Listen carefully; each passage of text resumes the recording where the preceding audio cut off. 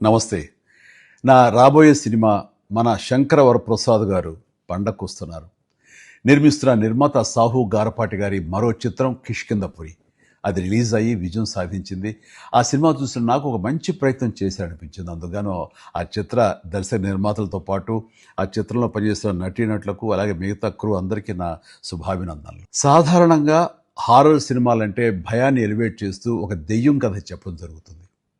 కానీ 'కిష్కింధపురిలో' హారర్‌తో పాటు ఒక మంచి సైకలాజికల్ పాయింట్‌ను కూడా యాడ్ చేసి చెప్పడం చాలా బాగుంది.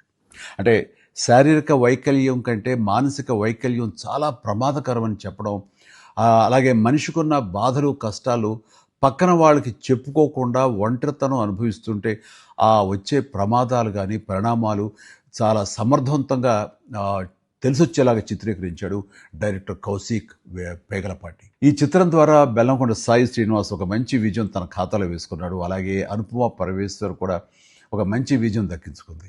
మ్యూజిక్ డైరెక్టర్ చేతన్ భరద్వాజ్ తన పనితనం బాగా చూపించాడు.